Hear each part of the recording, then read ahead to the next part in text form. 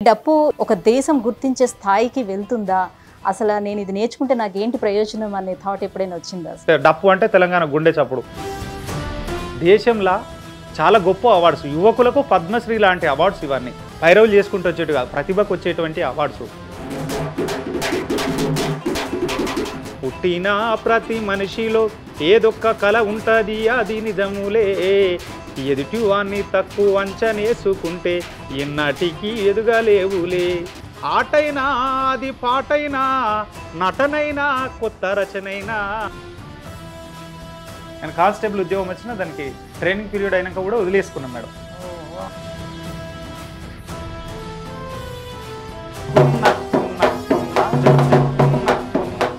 నమస్తే, welcome to Suman TV.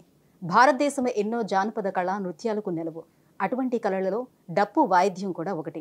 అటువంటి డప్పు కోసం తన వృత్తిని సైతం త్యాగం చేసి ఆ కళపైన ఏకాగ్రతను నిలిపి చివరకు రాష్ట్రపతి చేతుల మీదుగా ఉస్తాద్ బిస్మిల్లా ఖాన్ అవార్డును సైతం అందుకోబోతున్నటువంటి అందే భాస్కర్ గారు ఈరోజు మనతో పాటు ఉన్నారు.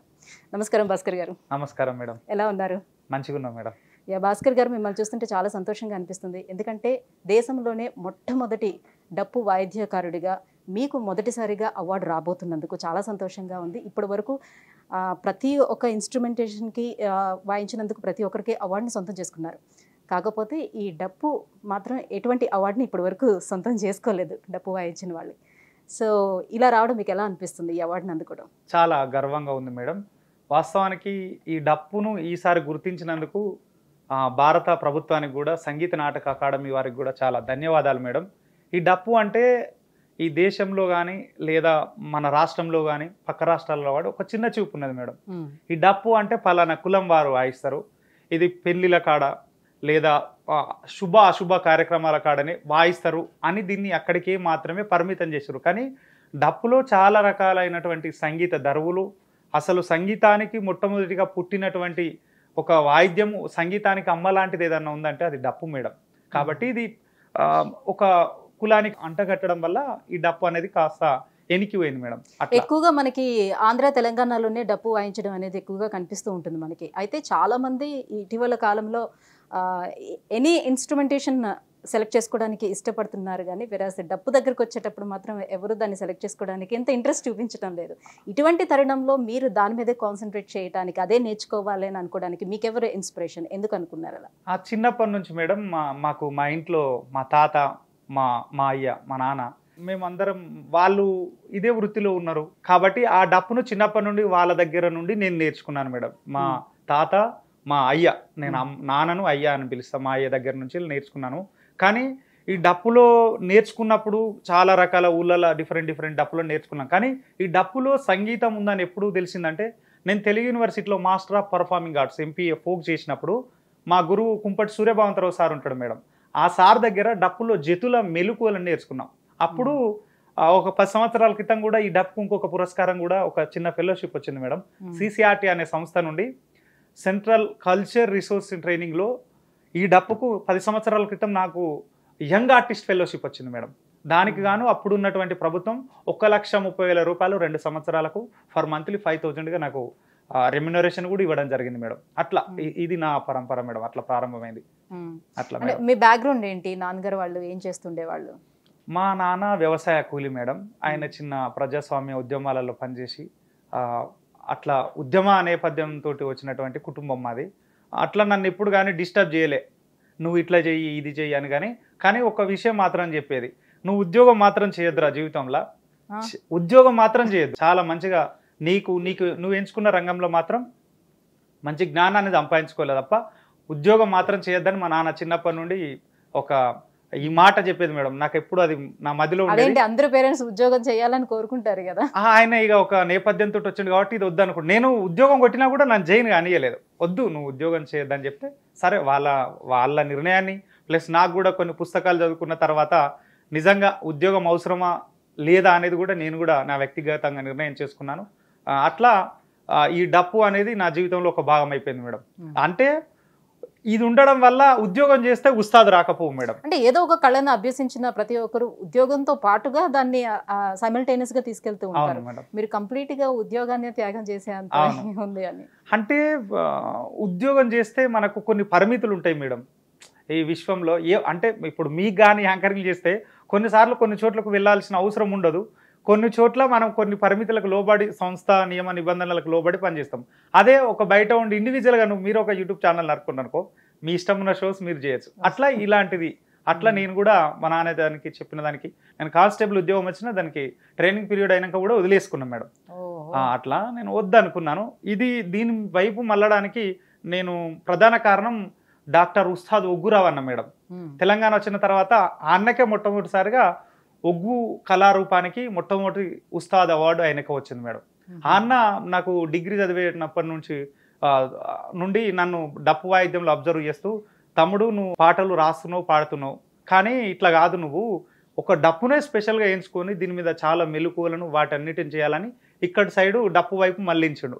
ఆ తర్వాత నాకు దీంట్లో మంచి మంచి స్పెషలైజేషన్ చేయాలని డాక్టర్ పృథ్వీరాజ్ యాదవ్ అన్న గారు, ముక్క రమేష్ అన్న గారు, వీళ్ళు ముగ్గురు ఫస్ట్ ఈ డప్పు తెలుగు సాహిత్యం నుండి ఇక్కడ వైపు మళ్ళించారు మేడం. అట్లా ఈ డప్పు మీద చాలా ఇంట్రెస్ట్ కూడా పెరిగింది జతులను నేర్చుకోవడం వల్ల.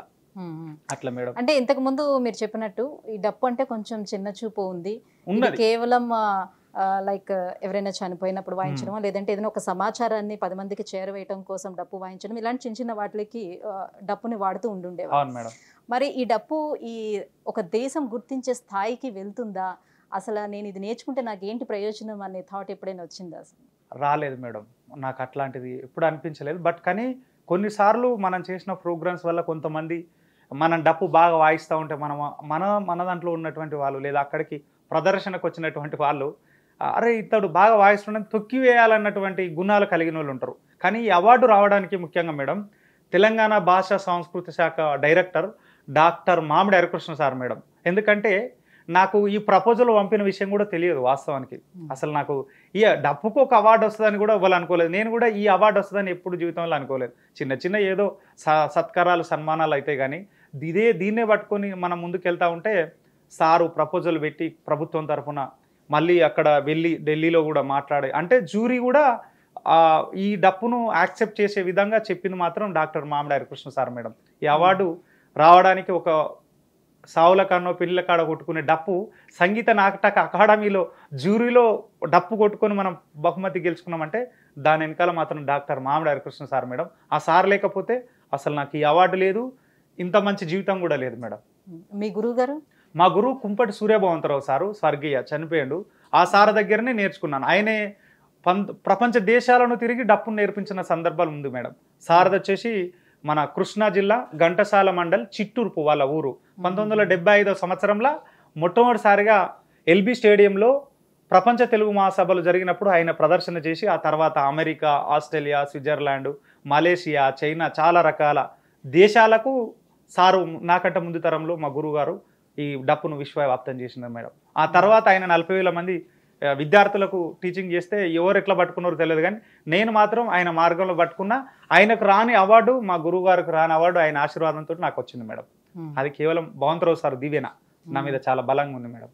భాస్కర్ గారు, ఎనీ ఇన్స్ట్రుమెంట్ మనం వాయిస్తుండేటప్పుడు ఆ సంగీతాన్ని ఆస్వాదిస్తూ ఉంటాం సాధారణంగా, కానీ వెరస్ డప్పును వాయించేటప్పుడు మాత్రం డప్పుతో పాటు నృత్యం కూడా రెండు కలిపి ఉంటుంది. డప్పుకి నృత్యకి లింక్ ఉంటుంది. అవును మేడం. సో రెండు కలిపి చేస్తూ ఉంటారు. అవును.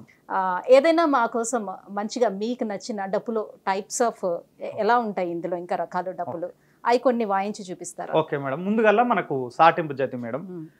మొట్టమొదటి డప్పు విలేకరి అంటే గ్రామాలలో ఏదన్నా ప్రచార సాధనాన్ని, ఇప్పటికి కూడా ఈ పరంపర కొనసాగుతుంది మేడం. ఊళ్ళల్లో ఎట్లా అంటే ఎవరన్నా వచ్చిన కలెక్టర్ కానీ కావచ్చు, లేకపోతే మినిస్టర్స్ కానీ మన గ్రామానికి రావాలంటే ఫస్ట్ సాటింపు అనేది జరుగుతుంది. సాటింపు, దాన్ని ఆది జాతి సాటింపు జాతి అంటారు మేడం. కాబట్టి ఇప్పుడు మనం సుమన్ టీవీకి వచ్చినాం. సుమన్ టీవీ మా ఊరికి వస్తే ఎట్లా ఉంటుందో నేను సాటింపు రూపంలో తెలియజేస్తాను మేడం. జగు జగ్గున్నక్కున్నక్కున్న జగు జగ్గున్నక్కున్నక్కున్న జగు జగ్గున్నక్కున్నక్కున్న జగు జగ్గున్నక్కున్నక్కున్న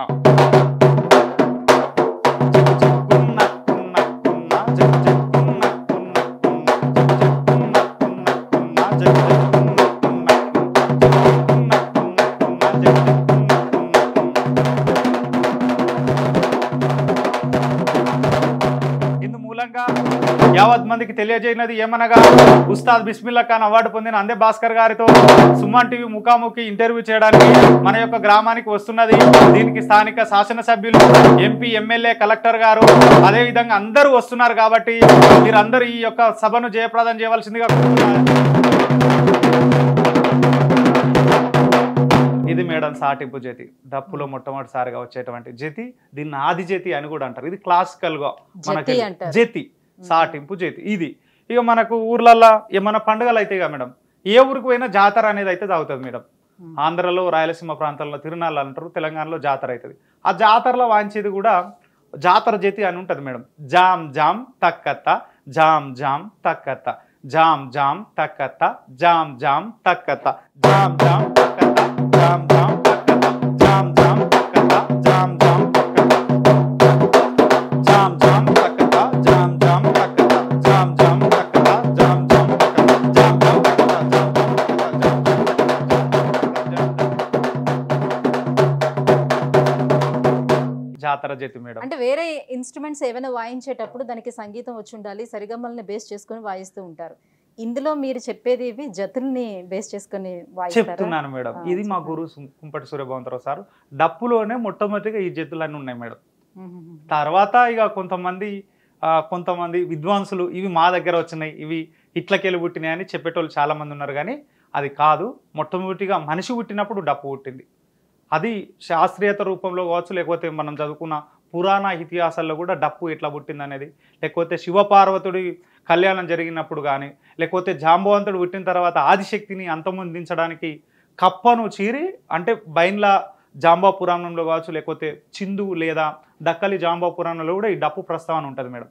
అప్పుడు అంటే శివుడు జాంబవంతుడు ఒక ఆదిశక్తి పుట్టిన తర్వాత ఆదిశక్తిని అంతమొందించాలంటే తప్పనిసరిగా మనకు ఒక వైబ్రేట్, అంటే ఒక ఉద్రిక్తమైనటువంటి శబ్దం చేసేటువంటి ఆయుధం, శబ్దాయుధం మనకు అవసరం. కాబట్టి అప్పుడు జాంబవంతుడు తనకున్నటువంటి మేధస్సుతోటి ఈ శివుడి యొక్క వీళ్ళందరితో దివ్యనలతోటి ఈయన తయారు చేసినటువంటి వీళ్ళందరూ, జాంబవంతుడు తయారు చేసినటువంటి ఈ కుటుంబం అంతా కలిసి జాంబవంతుడు కప్పని చీరి డప్పును తయారు చేస్తాడు మనం. అప్పుడు ఆదిశక్తిని ఆ సందర్భంలో కూడా ఆదిశక్తిని మాయా అవనిలో తెలియదాయా అని ఒక పాట పాడుకుంటా దాన్ని చంపేస్తాడు. అది అప్పుడు పుట్టింది డప్పు. అట్లా మేడం. ఇది జానపదాలలో. అంటే శివుడి దగ్గర ఉన్నటువంటి డమరుకం అది ఓంకారనాదం పుట్టిన తర్వాత డమరుకం, అది ఒగ్గు జగ్గు అని అంటారు మేడం. అది చేతుల బట్టి ఇట్లా ఊపేది, అది డమరుకం. ఆ తర్వాత ఈ స్పృష్టి పుట్టిన తర్వాత మన వాళ్ళందరినీ ఒక మేలు కొప్పడవడానికి, లేకపోతే శివుడు ఈ కుటుంబాన్ని అంటే ఈ మానవ రూపాలను పెంచడానికి తను ఒక దీవెన రూపంలో ఇచ్చేటువంటి సంకేతము ఓంకారం. దాన్ని ఊపుతా ఉంటే వాళ్ళ నమ్మకం ఏంటంటే దీనివల్ల ప్రజలు ఎక్కువ పుడతారు అని ఒక సంకేతం అన్నట్టుగా దాని రూపంలో వచ్చేది. అది శైవ సాంప్రదాయాన్ని కూడా తెలియజేస్తుంది మేడం ఒగ్గు. దాన్ని డమరుకం, ఒగ్గు అట్లా అంటారు మేడం. అయితే మేడం ఊళ్ళల్లో మనకు పులి అడుగు, టైగర్ డ్యాన్స్ అని హైదరాబాద్లో అంటారు. ఈ టైగర్ బీట్ కొట్టరా, టైగర్ బీట్ కొట్టరా అంటారు కదా హైదరాబాద్ సంస్కృతిలో. కానీ ఊళ్ళల్లో మస్తు మంచిగా ఉంటుంది మేడం. ఎట్లా అంటే దాన్ని పులి అడుగు దెబ్బ, పులి అడుగు జైత అంటారు. దాన్ని తకిట తక దిమిత తత్తా తకిట తక దిమిత, తకిట తక దిమిత తత్తా తకిట తక దిమిత, తకిట తక దిమిత తత్తా తకిట తక దిమిత.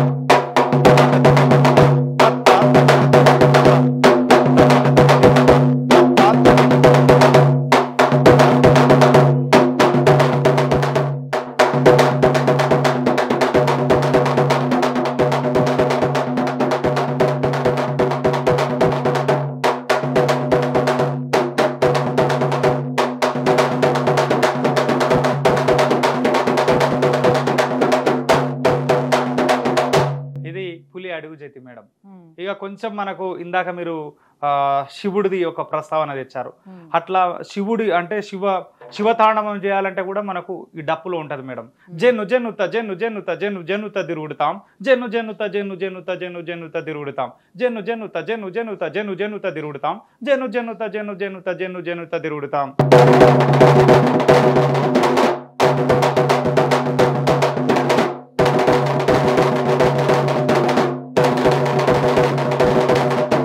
జెన్నుత జెన్ను జెన్నుత జెన్ను జెన్నుత తిరుగుతాం, జెన్ను జెన్నుత జెన్ను జెన్నుత జెన్ను జెన్నుత తిరుగుతాం.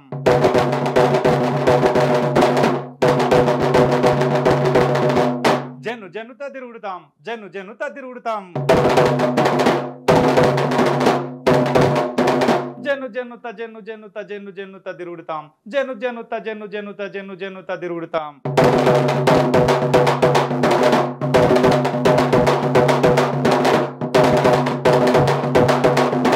ఇది ఇట్లా మనకు అంటే ఇదంతా ఒక నృత్యం యొక్క అవును తాళం మేడం. వాయిస్తున్నారు. తాళాలు ఇప్పుడు వాయించేటి తాళాలు, దానికి సంబంధించినటువంటి అంటే మనం ఈ డప్పు వాయిస్తూ ఈ శబ్దాలను కొడుతూ మనము డ్యాన్స్ నృత్య రూపంలో చేసేది మేడం.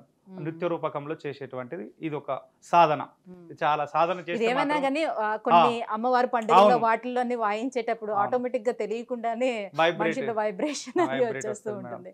వాళ్ళు మర్చిపోయే స్థాయికి అవును తీసుకువెళ్తుంది. మేడం, అవును. అట్లా చాలా బాగా వాయిస్తున్నారు. థ్యాంక్ యూ మేడం, ధన్యవాదాలు మేడం. భాస్కర్ గారు ఏం చదువుకున్నారు మీరు?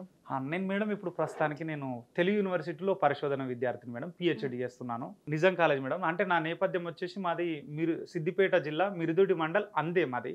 మా ఊర్లో 7వ తరగతి వరకు చదువుకున్నాను మేడం. అట్లా ఆ ఊరు తర్వాత పేరే మీకు వచ్చింది, ఇంటి ఇంటి పేరు పేరు కింద అయిపోయింది. మారింది. ఇంటి పేరు కింద మారింది మేడం. అంటే మారడానికి 2 రీజన్స్ ఉన్నాయి మేడం. చిన్నప్పుడు నేను కూరగాయల మీద లేకపోతే మా నాన్న పని చేస్తున్నప్పుడు తను వేరే నేపథ్యంలో విప్లవోద్యమ నేపథ్యంతో ఉంటే నాకు చెప్పేది, నువ్వు బాగా రాయాలి, బాగా చదవాలి అని చెప్పేది. ఆ రాస్తున్న క్రమంలో మా నాన్నకు సంబంధించినటువంటి ఒక కామ్రేడ్ డేగల సుభాష్ అన్న, వాళ్ళు ఇద్దరు మంచి ఫ్రెండ్స్ మేడం. నాకు చిన్నప్పటి నుండి అప్పుడప్పుడు రాస్తే పేజీలల్లో డైరీని రాసుకునే అలవాటు ఉంది కాబట్టి అట్లా నేను రాసిన వాటిని చూసి మీ ఊరు పేరే వీడికి అందే పేరు పెడితే బాగుంటుంది బాలన్న అని చెప్తే అది కొన్ని రోజులకు రియల్ అంటే పెట్టాలనిపించింది కానీ ఎందుకో పెట్టుకోలేకపోయినా. కానీ ఇంటర్మీడియట్కి వచ్చిన తర్వాత అప్పుడు వార్తా విలేకరుగా చేస్తుండే, ఇప్పుడు సాక్షిలో ఉన్నాడు బాలరాజ్ అన్న. నా ప్రదర్శన, నా కొన్ని కవిత్వాలు చూసి ఆ సుభాష్ అన్న పెట్టిన పేరు కరెక్ట్, నేను కూడా మళ్ళీ నీకు మరొక నేమ్గా పెడుతున్నా, మీ ఇంటి పేరు అంగడి కదా, అంగడి కాదు ఇప్పటి నుండి నువ్వు అందే భాస్కర్గానే ఉండాలని చెప్పి అట్లా నాకు మరొక పేరు అట్లా వచ్చింది మేడం. మా ఊరి పేరు నా ఇంటి పేరు అయిపోయింది మేడం. అట్లా నేను పెట్టిన మ్యూజిక్ అకాడమీ కూడా మా ఊరు పేరుతో అందే మ్యూజిక్ అకాడమీ అని ఉంటుంది మేడం. అకాడమీ కూడా పెట్టిన అట్లనే అందే భాస్కర్గానే తెలుసు మేడం ఈ సమాజానికి. అట్లా మేడం. అయితే డప్పు నేర్చుకోవడానికి కూడా చాలా మంది ఆసక్తి ఇప్పుడు చూపిస్తున్నారా? అకాడమీ స్థాపించారు అని అంటేనూ నాకు డౌట్ వచ్చింది. చూపిస్తున్నారు మేడం. నేను ఎంతమంది ఉన్నారు విద్యార్థులు ఇప్పుడు? నేను 3000 మందికి నేర్పించిన మేడం. ఇప్పుడు 3000 మందికి నేర్పించినాను మేడం. అందులో గొప్ప విషయం ఏంటంటే మేడం, డప్పు అంటే పురుషులో వాయిస్తారు కానీ డప్పు తయారీలో మాత్రం ఈ శ్రమ స్త్రీలది కూడా ఉంటుంది మేడం. ఈ డప్పును తయారు చేయాలంటే ఈ శ్రమ స్త్రీలు కూడా చేసేది. అంటే ఇప్పుడు ఒక 20-30 సంవత్సరాల నుండి ఊర్లలో తయారు చేసే వాళ్ళు కూడా అసలు దొరుకుతలేరు మేడం, దేవులాడిన దొరుకుతలేరు. గట్లా ఈ డప్పు తయారీలో స్త్రీలు ఉంటారు కానీ వాయించే కాడ మాత్రం ఉండరు. దాన్ని నేను తిరగరాసేసిన మేడం. అట్లా ఒక స్త్రీలకు కూడా డప్పును నేర్పించడం, మా మ్యూజిక్ వాయించడం స్త్రీలకు నేర్పించడం. మన భాషా సంస్కృతి శాఖ director Mamidari Krishna sir workshops ఇవ్వడం వల్ల, అంతకుముందు అరుణోదయ విమలక్క కానీ వాళ్ళ సంస్థలో నేను ఉన్నప్పుడు అరుణోదయలో నేను పనిచేసినప్పుడు కానీ అక్కడ ఉన్న అమ్మాయిలకు కూడా డప్పు నేర్పించి వాళ్ళతో పాటు వాయించినటువంటి సందర్భాలు ఉన్నాయి మేడం. అట్లా ఈ సంవత్సరం గ్రేట్నెస్ ఏంటంటే దేశంలో గణతంత్ర దినోత్సవ వేడుకల్లో తెలంగాణ నుండి నేను తయారు చేసిన బృందం అక్కడ గణతంత్ర దినోత్సవాల్లో మా డప్ల బృందం పార్టిసిపేషన్ చేసింది మేడం. వాళ్ళందరూ స్త్రీలు కావటం స్త్రీ ఈసారి నారీ శక్తి థీమ్ వల్ల కూడా వాళ్ళు ఎంచుకున్న థీమ్కు మన వర్క్ కూడా 2 రకాలుగా అదైంది. అదేవిధంగా భారత్ పర్వ్ అని ఎర్రకోటలో జరుగుతుంది మేడం. అట్లా అక్కడ జరుగుతుంటే మన తెలంగాణ ప్రభుత్వం కూడా మా బృందాన్ని అక్కడికి పంపిస్తే అక్కడ కూడా వివిధ రాష్ట్రాలకు సంబంధించినటువంటి కళారూపాలు వస్తాయి. కానీ మన రాష్ట్రం నుండి డప్పు అంటే తెలంగాణ గుండె చప్పుడు కాబట్టి ఇది ఖచ్చితంగా అక్కడ ఉండాలని మేము అక్కడ ప్రోగ్రామ్ చేసి ఆ తర్వాత వెంటనే ఢిల్లీ భారత్ పర్వ్ ప్రోగ్రామ్ కూడా చేసినాం మేడం.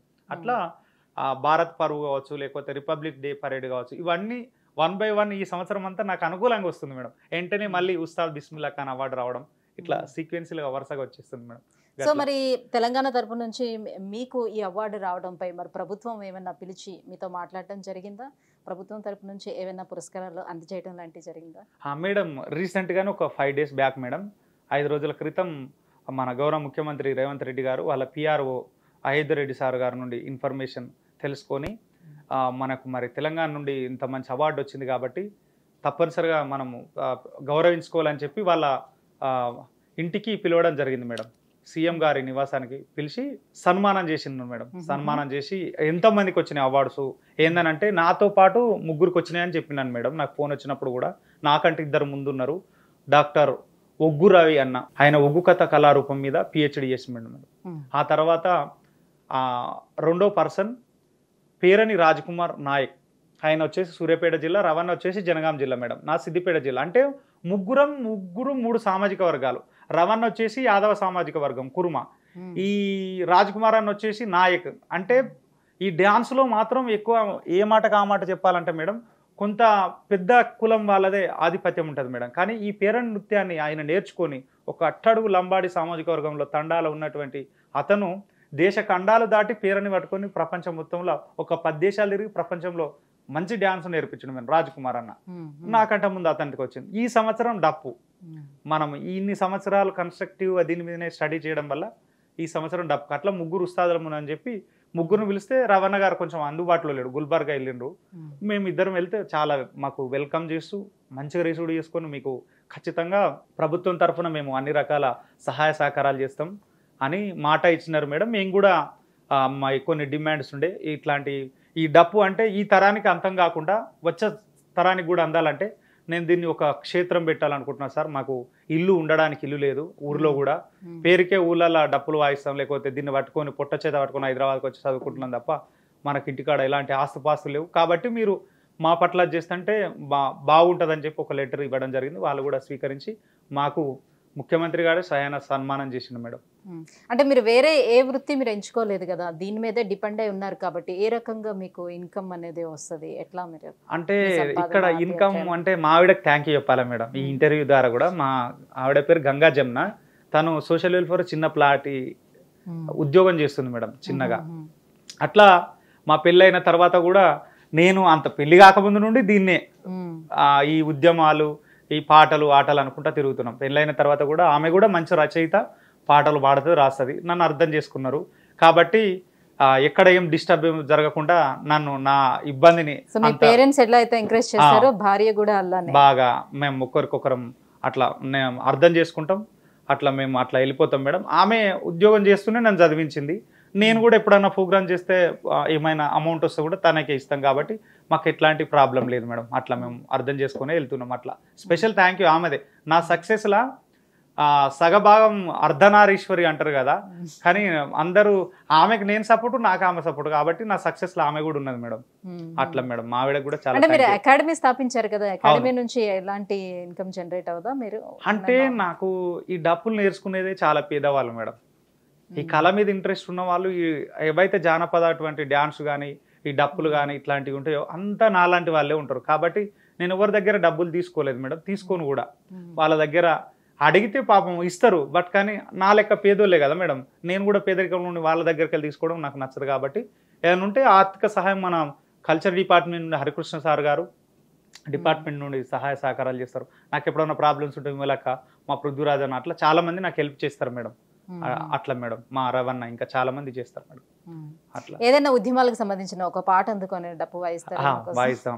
మాదిగోళ్ళ డప్పులొచ్చనే మానవ హక్కుల దండోరేసి, మాదిగోళ్ళ డప్పులొచ్చనే మానవ హక్కుల దండోరే, మాదిగోళ్ళ డప్పులొచ్చనే మానవ హక్కుల దండోరేసి, మాదిగోళ్ళ డప్పులొచ్చనే మానవ హక్కుల దండోరే, మాట వరుసకిచ్చిన హక్కుల వాటానైన దక్కాలంటూ మాదిగోళ్ళ మాదిగోళ్ళ చలో మాదిగోళ్ళ డప్పులొచ్చనే మానవ హక్కుల దండోరేసి, మాదిగోళ్ళ డప్పులొచ్చనే మానవ ఆ బుద్ధి జ్ఞానం అందించిన బౌద్ధమైన రాకముందే, బౌద్ధమైన రాకముందే బౌద్ధం మురికి గడిగి సాపు చేసి రోగాల నరికట్టి నోళ్ళ, రోగాల నరికట్టి నోళ్ళ, రోగాల నరికట్టి మురికి గడిగి సాపు చేసి రోగాల నరికట్టి నోళ్ళ, రోగాల నరికట్టిలో ఆ సుద్దారోళ్ళ నుండి మొదలు పంచములాన్ని ముద్దారేసిన మాదిగోళ్ళ మాదిగోళ్ళ చలో మాదిగోళ్ళ డప్పులొచ్చనే మానవ హక్కుల దండోరేసి, మాదిగోళ్ళ డప్పులొచ్చనే మానవ హక్కుల.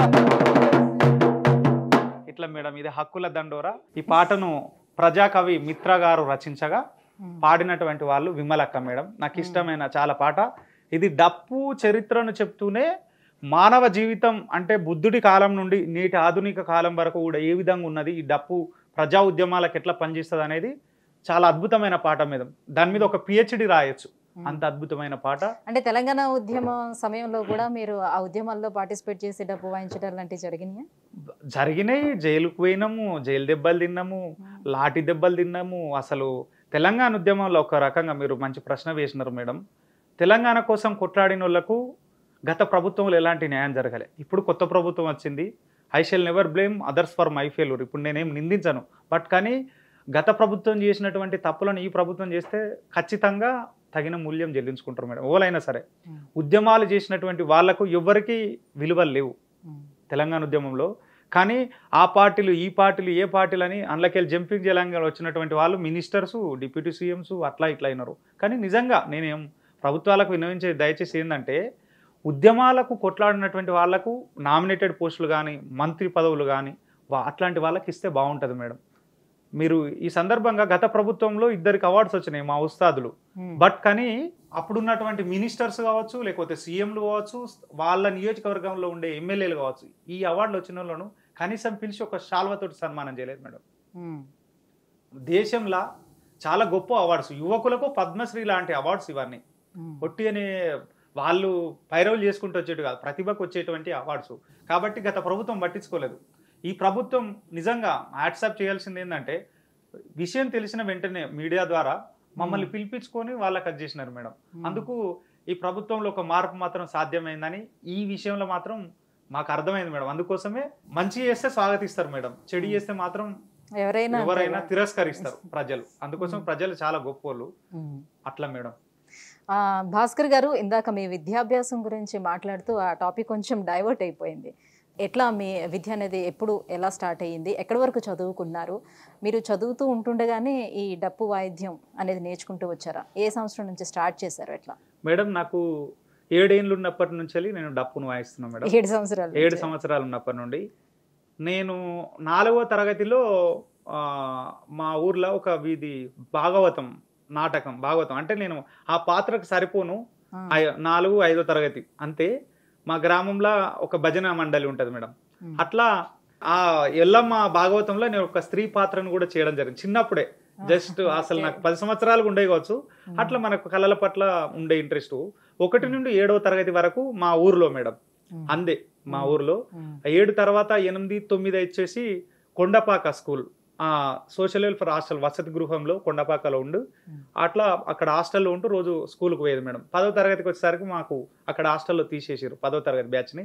పాలమాకుల ఎస్సీ స్పెషల్ హాస్టల్ ఉంటే పాలమాకులలో చదువుకున్నా. ఆ తర్వాత ఇంటర్మీడియట్ వచ్చేసి మా దగ్గర ఉన్నటువంటి గవర్నమెంట్ జూనియర్ కాలేజీలో ఇంటర్మీడియట్ చేసిన మేడం. అంత చేసిన తర్వాత degree Nizam college madam. Nizam college నిజంగా నాకు చాలా జీవితాన్ని నేర్పింది మేడం డిగ్రీ. అంటే ఒకప్పుడు నేను పెద్దగా చదువు రాదని భయపడేవాడిని మేడం. అంటే నాకు జస్ట్ బార్డర్ మార్కులతోటి పాస్ అయ్యేది 10th ఇంటర్ వరకు. కానీ డిగ్రీకి వచ్చినాక నేను గోల్డ్ మెడల్ మేడం. డిగ్రీలో గోల్డ్ మెడల్. నేను కాలేజీ మా టాపరు, మా క్లాస్ టాపరు. ఆ తర్వాత ఇక అసలు యూజీసీ యూనివర్సిటీ గ్రాంట్ కమిషన్ ఇచ్చేటువంటి మెరిట్ స్కాలర్షిప్ను కూడా నేను పొందిన మేడం డిగ్రీలో.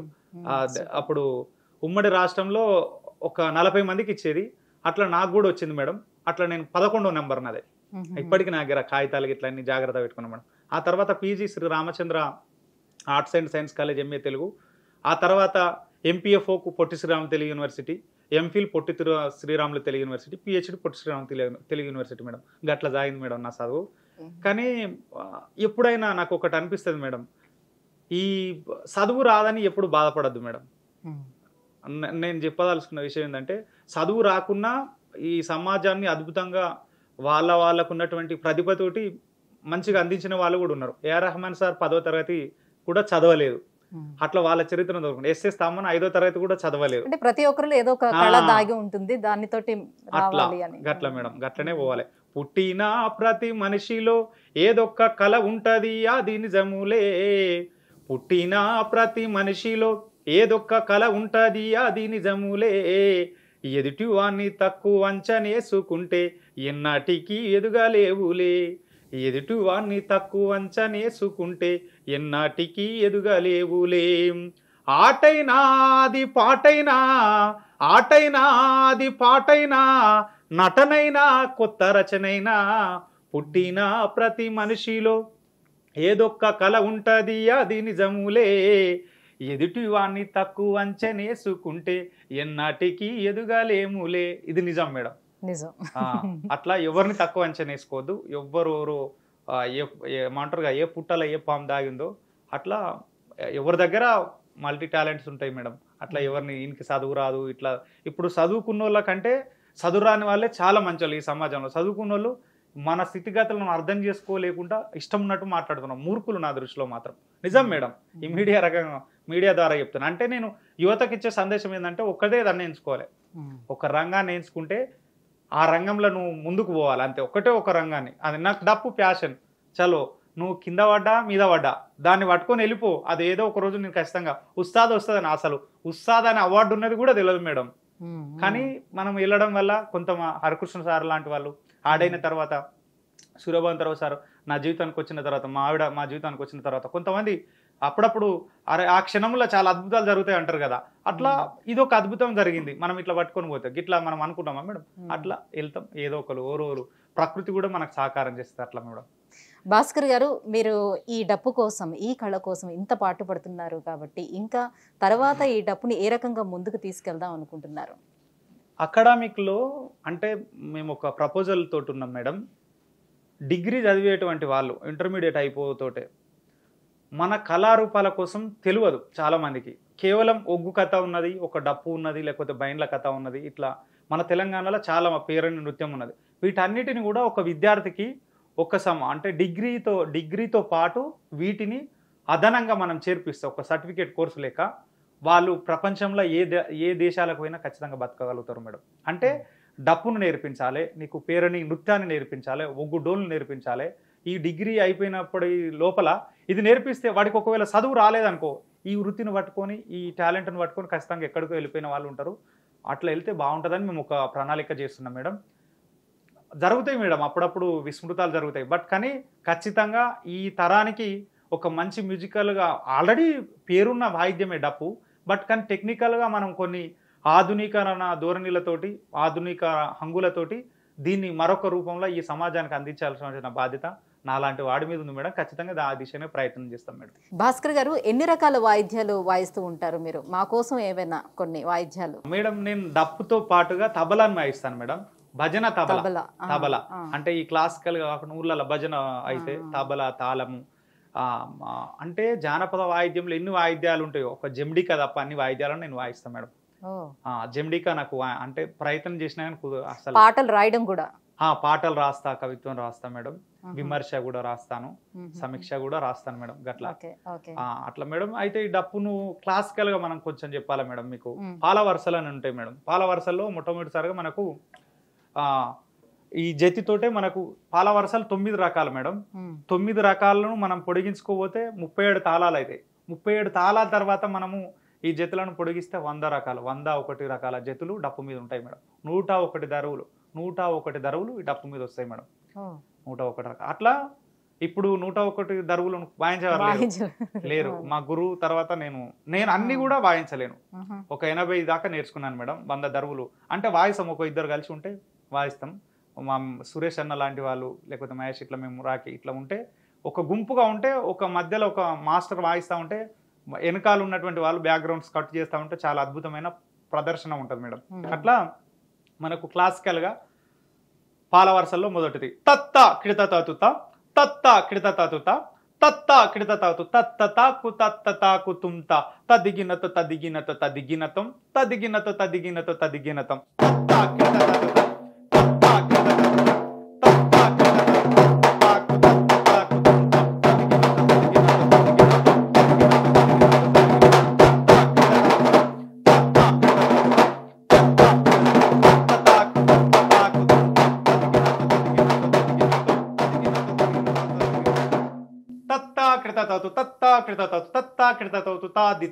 తదిగినతో దిత్త తదిగినతం, తదిగినతో తదిగినతో తదిగినతం, తదిగినతో తదిగినతో తదిగినతం.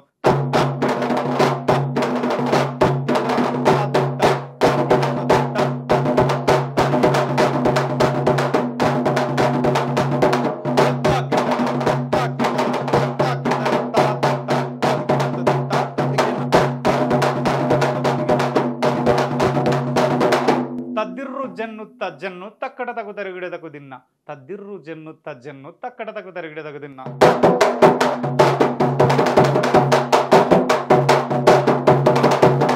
జందురుగుడు జందురుగుడు దిన్న తక్కడ తగు తరిగిడదకు దిన్న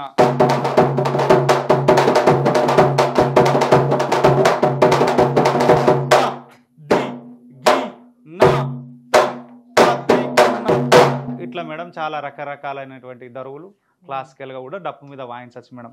చాలా చాలా బాగుంది, అద్భుతంగా ఉంది అసలు. మేడం చెవులకి కూడా వినసొంపుగా అనిపిస్తుంది మేడం మేడం గట్లా మేడం.